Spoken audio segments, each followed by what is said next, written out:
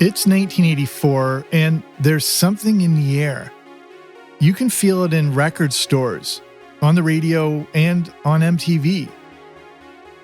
The first few years of the 1980s have delivered some extraordinary music. The albums and artists of those first 3 years of the decade have hit incredible musical heights.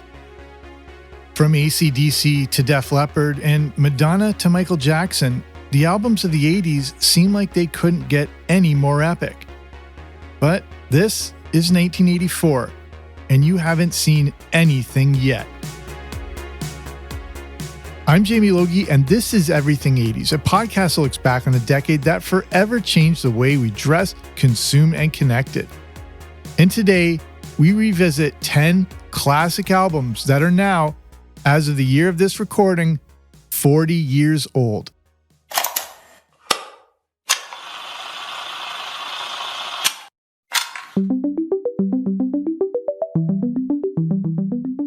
Even though it's 1984, Thriller by Michael Jackson, released in 1982, continues to be a massive part of the Billboard charts. Released in late 82, Thriller dominated all of 1983, but didn't stop there, spending another 15 weeks at number 1 in 1984.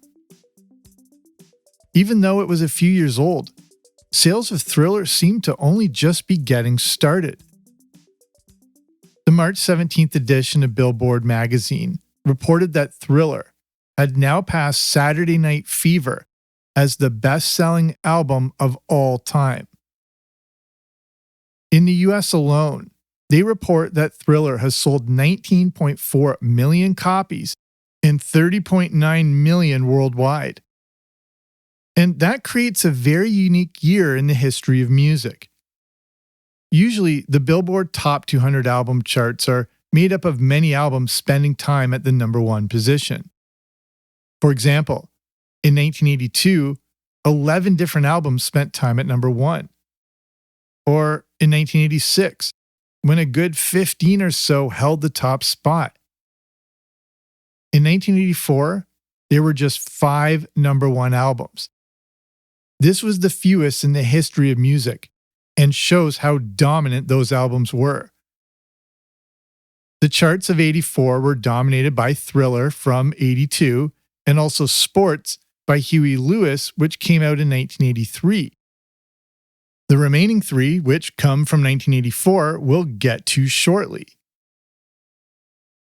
Many great and iconic albums came out in 1984, and they are now somehow 40 years old. Here are 10 significant ones, and we'll go in no particular order. We begin with the album from the artist that may best represent the entire 1980s. She came out hot in 1983 with her self-titled debut album. It featured some huge pop hits like Lucky Star and Holiday, and the public loved her. But they hadn't heard anything yet, as in 1984, Madonna released Like a Virgin. For artists, having a great debut album is one thing, but how you follow it is often the biggest question. Madonna surpassed her debut, as Like a Virgin not only featured the title track song, but also Into the Groove, Angel, and Material Girl. With her videos now dominating MTV, Madonna quickly had become a breakout star, and her music and fashion influenced people everywhere. When she performed Like a Virgin at the very first MTV Music Video Awards, her performance captivated millions of people, making the awards show something that could not be missed. Rolling Stone gave Like a Virgin 4.5 out of 5 stars, and shared how fun this album was. Her light voice, they said, quote, bobs over the healthy rhythm and synth tracks like a kid on a carnival ride. With this album, Madonna, who was only 24 at the time, became what Billboard described as a true cultural figure. Her musical style and influence on pop culture led to big album sales. Like a Virgin went platinum in Spain, Hong Kong, Belgium, and here in Canada. It went double platinum in France, Switzerland, and Italy. Triple platinum in Germany, 3 times platinum in the UK, 5 times platinum in New Zealand, 7 times platinum in Australia, and certified diamond in the US, which is sales of 10 million albums. According to bestsellingalbums.org, Like a Virgin ended up selling some 21 million copies worldwide. It seemed like an album couldn't get much bigger than this, but this is 1984, and there are more to come. And one of those other gigantic albums from 1984 comes from an artist born in New Jersey. By 1984, he had already been around for a good decade, releasing albums like The River, Nebraska, and Born to Run. But in 1984 came his defining album centered around working class struggles and disillusionment. Thanks in part to its title track, this album became one of the most successful and popular albums of all time, Born in the USA by Bruce Springsteen. With its iconic cover, Born in the USA was more than just the title track, as this album also features the songs Glory Days, Dancing in the Dark, Cover Me, and I'm on Fire. The album leaned a bit more into a pop sound, but it quickly connected with audiences and spawned 7 top 10 singles. Speaking of singles, according to Apple Music, Springsteen wrote the song Dancing in the Dark in an effort to finish the record, as Springsteen's manager didn't believe the album had a hit single. Rolling Stone gave it a perfect 5 stars and described the album as having extraordinary depth.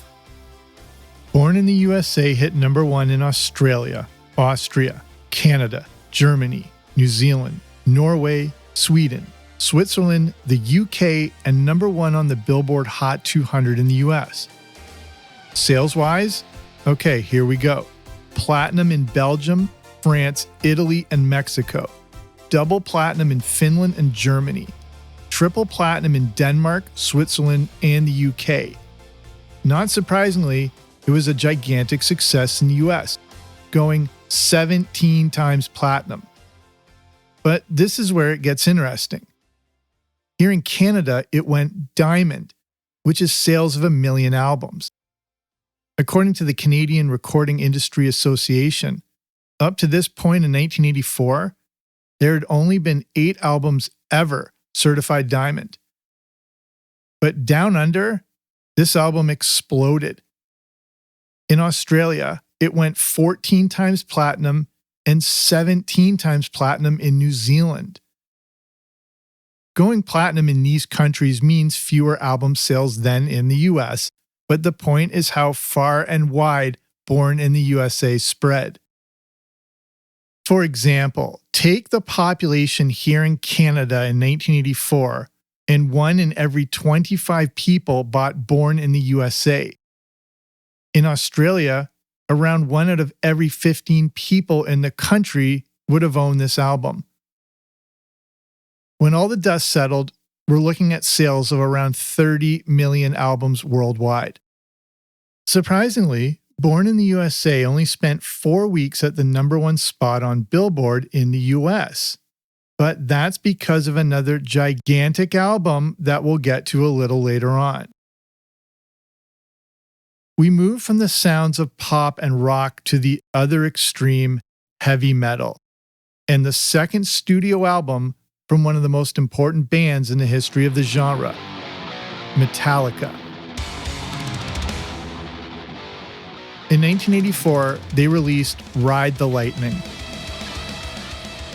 This album continues with their defining thrash metal sound, but expands on the lyrics, exploring themes of war and the threat of nuclear Armageddon. This album opens with the blistering song Fight Fire with Fire, before moving into the title track and then the iconic For Whom the Bell Tolls. Ride the Lightning also gave us Fade to Black, a unique 7-minute ballad that transitions into their signature metal sound. This is the album that introduced melody to the intense and thunderous sound of Metallica. Ride the Lightning came at an interesting time. Metallica was more or less broke. Despite their great debut album, the band was living day to day. In an interview with Rolling Stone, drummer Lars Ulrich shares that they had to live at a friend's apartment while recording the album in Copenhagen. The band, who were only in their early 20s, named the album after a line in a Stephen King book. And despite being broke, Ride the Lightning turned the fortunes for Metallica.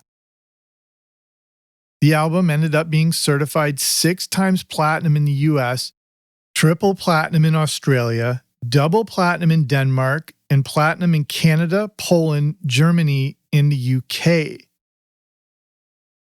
Ride the Lightning also kicks off an astonishing 4-album run that will be followed by Master of Puppets and Justice for All and the Black Album.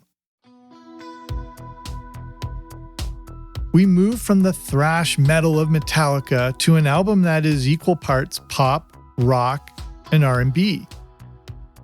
It comes from a singer who had been going through a tough time, and even though she had been releasing music since the 60s, this was just her 5th solo album.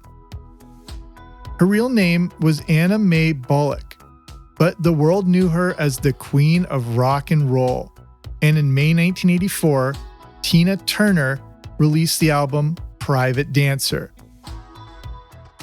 This album is another era-defining record featuring 7 singles: Show Some Respect, I Can't Stand the Rain, Private Dancer, Better Be Good to Me, Help, Let's Stay Together, and What's Love Got to Do with It? According to Rolling Stone Australia, the song Private Dancer was originally written by Mark Knopfler from Dire Straits. Private Dancer became another gigantic album during a year of gigantic albums. It hit the top 10 in 12 countries, reaching number 1 in the US. Rolling Stone calls Private Dancer the album when she truly became Tina Turner. The iconic singer had been around for years, but with this album, Tina Turner drew in a whole new audience in the 80s, specifically a younger audience who may have not been familiar with her earlier work. Tina Turner began appearing on songs back when Elvis was recruited into the army, and now here she was, appearing on the radio alongside current artists like Madonna and Cyndi Lauper. Tina Turner showed a new generation how it was done, and Private Dancer exploded around the world. This album went platinum in Australia, the Netherlands, New Zealand, Spain, and Sweden. It went double platinum in Austria and triple platinum in the UK. It went 5 times platinum in Germany, 7 times platinum here in Canada, and 5 times platinum in the US. It didn't hurt that Rolling Stone, quote, blew up Private Dancer with one of the most influential reviews the magazine has ever run, unquote. But this album became so big that just a few years ago, the Library of Congress selected Private Dancer for preservation in the National Recording Registry for being culturally, historically, or aesthetically significant. As a kid of the 80s, I didn't know anything about Tina Turner's legacy. All I knew was that she felt as current and fresh as all the new artists dominating MTV and the top 40. Tina Turner is the icon's icon. And as Rolling Stone described, quote, her voice will never go silent. In the end, she is the big wheel who keeps on turning forever. Coming up next, the unique trio that is about to take a still relatively new genre of music to a level never thought possible. Everything 80s will return after these messages. We go from one genre-defining performer to the group that took their still relatively new genre to even loftier heights. In 1984, a unique trio from Hollis, Queens released their debut album. Hip-hop had been growing quite rapidly, but the music industry hadn't seen anything yet. With the release of their self-titled album, Run DMC not only took hip-hop to a new level, but changed the music industry in the process. The first two singles off the album include Sucker MCs and the song that was called the shot heard round the world, It's Like That. This was the song that broke through for not just Run DMC, but for hip-hop.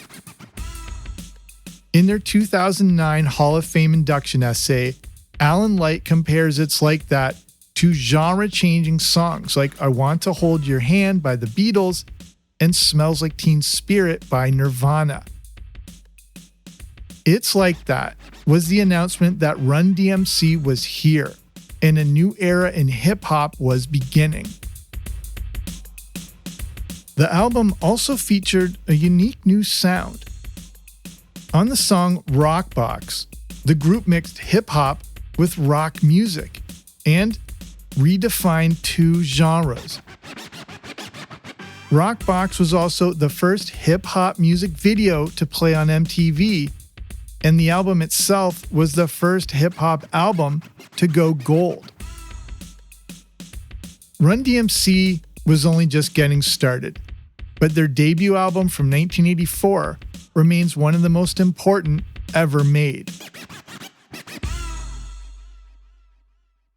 I just mentioned MTV, and the next album is from a duo that made great use of the new AllMusic channel. This English duo took their infectious pop sound from the UK to America, and in 1983, Andrew Ridgeley and George Michael, better known as Wham!, released their debut album. In 1984 came the follow-up, the album entitled Make It Big. Released in the fall of '84, Make It Big features some of the biggest hits of the decade, including Careless Whisper, Freedom, and of course, probably their biggest single, Wake Me Up Before You Go Go. That song became their first #1 hit both in the UK and the US. Wake Me Up Before You Go Go also hit #1 in Australia, Belgium, Canada, Iceland, Ireland, the Netherlands, Norway, and Sweden. The album itself was also a monster, going 2 times platinum in Australia, platinum in Canada, platinum in Denmark, Italy, double platinum in the UK, and platinum in the US. BestSellingAlbums.org has Make It Big by Wham! In the 15+ million album sales mark. It would still be a few years until George Michael branched off on his own for a solo career, but in 1984, with Make It Big, Wham! Was on top of the pop world. Let's keep the UK theme going, but move from the pop sound of Wham! Into the era of radical post-punk alternative rock, and that is the debut album from The Smiths. Released in early 1984, the self-titled album features singles like What Difference Does It Make?, Reel Around the Fountain, and You've Got Everything Now. The Smiths began in 1982 in Manchester with original members Morrissey, Johnny Marr, Andy Rourke, and Mike Joyce. The Smiths had developed a bit of a cult following in their early days, but their debut album from 1984 greatly expanded their reach and popularity.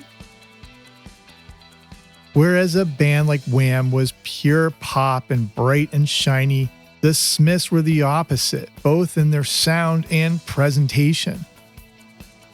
Morrissey's distinctive and instantly recognizable voice helped make them one of the most popular UK bands of the 80s. their debut album wasn't necessarily a commercial success, but a huge critical one. Despite hitting number 2 on the UK charts, the album wasn't a hit in the US, but still cracked the Billboard Top 200. It's an album that Morrissey reportedly didn't think was produced well, but Radio X in the UK calls it their most underrated album.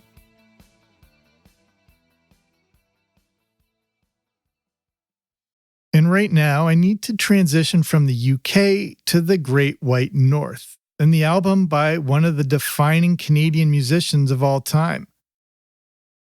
Going into 1984, he had already released 3 albums and had big success with Cuts Like a Knife. But the singer from Kingston, Ontario, was about to reach true superstar status as Reckless by Bryan Adams hit shelves in November 1984. Reckless is the album that gave us Somebody, Heaven, Run to You, and The Time When I Got My First Real Six String, summer of '69. Reckless, not surprisingly, went to number 1 in Canada, but also in the US. At just 25 years old, Bryan Adams created an album of pop rock and arena anthems that translated well to a worldwide audience. Reckless was a big-time seller. This album went platinum in Australia, Denmark, the Netherlands, New Zealand, Poland, and Switzerland. It went triple platinum in the UK and 5 times platinum in the US, which was sales of 5 million albums. And not surprisingly again, it was a huge hit here in Canada, going 11 times platinum. Again, when you take the population of Canada in 1984, 1 out of every 25 Canadians owned this album. According to the Vancouver Sun, Reckless was also the first Canadian album to sell more than 1 million units within Canada.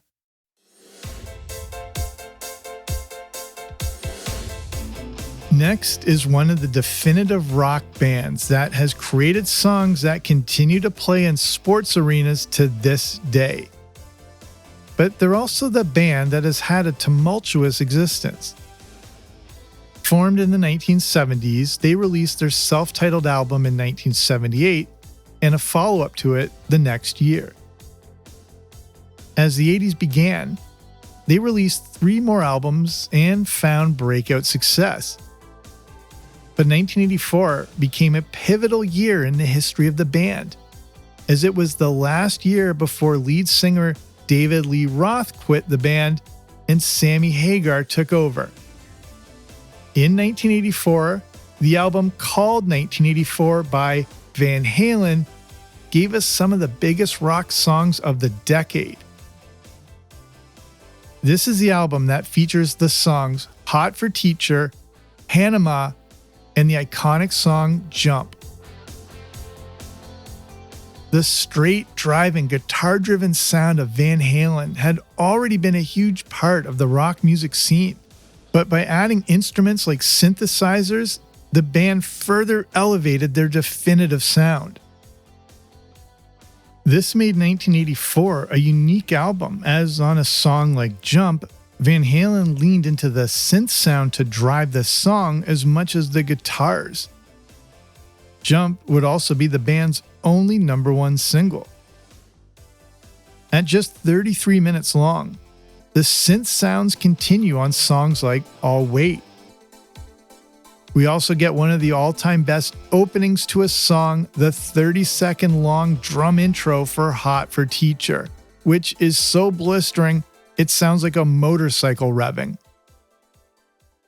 And people everywhere love this album. 1984 went platinum in Germany and New Zealand, 5 times platinum here in Canada, and certified diamond in the US. BestSellingAlbums.org has 1984 at over 11 million album sales. As mentioned, this was the last album for David Lee Roth, but 1984 by Van Halen remains one of the most significant in rock music history. We finish with probably the biggest album of the year, one of the biggest albums of the decade, and one of the biggest albums of all time. And during a year with some of the biggest albums ever, that's really saying something. It's the album that dominated the Billboard charts for the majority of 1984. And it's an album that continues to influence artists to this day. It wasn't just an album, but also a movie. And if I use the phrase, the artist formerly known as, you know exactly who I'm talking about. Released in the summer of 1984, Purple Rain by Prince and the Revolution was one of those genre and music-changing albums. It's hard to know where to start with Purple Rain. Apple Music describes the brilliance of this album by how it, quote, stirs seemingly contradictory moods, lust, devotion, intimacy, alienation, into a brew where nothing can be separated from anything else, unquote. Singles from Purple Rain include the title track, Take Me With You, Let's Go Crazy, and When Doves Cry. Purple Rain also includes the song Darling Nikki, a song that would end up being quite significant in the history of music, and I'll get back to that in a moment. I find it hard to believe that Purple Rain is now 40 years old. It still feels fresh and timeless. And of course, in 1984, it was a monster of an album. A critical and commercial success, Purple Rain spent 24 weeks at number 1, and according to Billboard, stayed on the charts for 122 weeks. Thriller was a huge part of 1984, but this year really belonged to Purple Rain. So the big question is not where Purple Rain went platinum, but where it didn't go platinum. Platinum sales happened in France, the Netherlands, and Switzerland. It went double platinum in the UK, triple platinum in Australia, 5 times platinum in New Zealand, 6 times platinum in Canada, and eventually an astonishing 13 times platinum in the US. Sales-wise, Purple Rain sold over 25 million copies worldwide. Then there's another reason that makes this album significant. According to Apple Music, in 1984, when Purple Rain was dominating the charts, Tipper Gore, the wife of then Senator Al Gore, walked in on their daughter listening to the album. She particularly thought the song Darling Nikki was not appropriate for younger kids. That motivated her to start the Parents Music Resource Center, which was, quote, designed to raise awareness about the moral evils of pop music, unquote. This is the campaign that led to the familiar black and white sticker on the cover of albums indicating parental advisory, explicit content. Purple Rain is one of those albums that seems like it couldn't have possibly been any bigger. It continued to sell year after year. And according to an April 2017 Billboard report, after passing away in 2016, Prince sold more albums that year than any other artist, including the powerhouse of that year, Adele. This included another 500,000 sales of Purple Rain.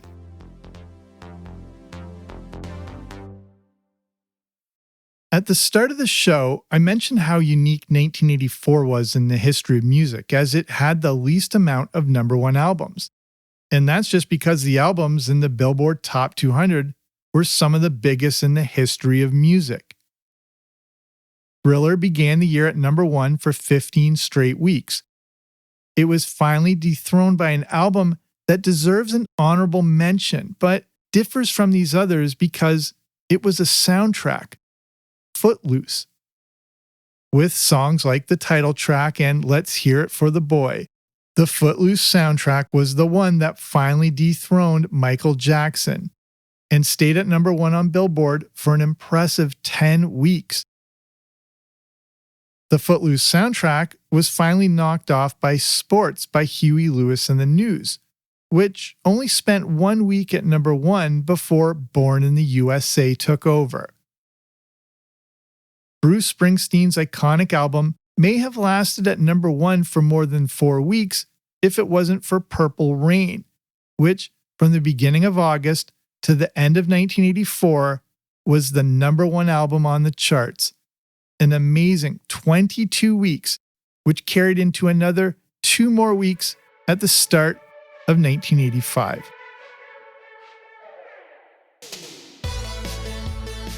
So that's some of the top albums of 1984. Albums that are now officially over the hill. It's hard to believe that Run DMC's debut album, Like a Virgin or Make It Big by Wham, are 40 years old this year. I feel like I was just listening to them the other day. And along with the albums covered today, there are still a ton of releases in 1984 with albums from U2, R.E.M., The Cars, Queen, Simple Minds, The Cure, Depeche Mode, Frankie Goes to Hollywood, The Fat Boys, Curtis Blow, Miles Davis, Willie Nelson, Ray Charles, and Anne Murray. And that's just a tiny, tiny sampling. So, was 1984 the biggest year for iconic album releases of the 1980s and possibly ever? That's always up for debate, but 1984 remains a standout year in the history of music. What made 1984 unique was the year wasn't necessarily about a specific sound or genre, but a collection of iconic albums. Albums now 40 years old that I think can only be described as truly epic. So thank you so much for listening. If you're interested in more music-related episodes, I have previous ones about the history of MTV, a show on the final days of 8-Track, and the story of Run DMC. I also have a few prior episodes that look back on the top albums of 1983 and 1982. But besides those, there are a bunch of other episodes just sitting there waiting for you to listen to. If you haven't already, be sure to subscribe to the Everything 80s podcast wherever you listen to podcasts so you don't miss out on new episodes. If you're interested in supporting the show and getting bonus audio content like the Everything 80s Movie Review podcast, you can consider becoming a part of patreon.com. If you want to see what that's all about, just head on over to patreon.com/80s. That's patreon.com/80s, or click on the link in the description. So that's it for me. And again, thank you so much for spending your time with me here today. I'm Jamie. This has been Everything 80s, but I'll be back soon with a new episode. Don't you dare miss it.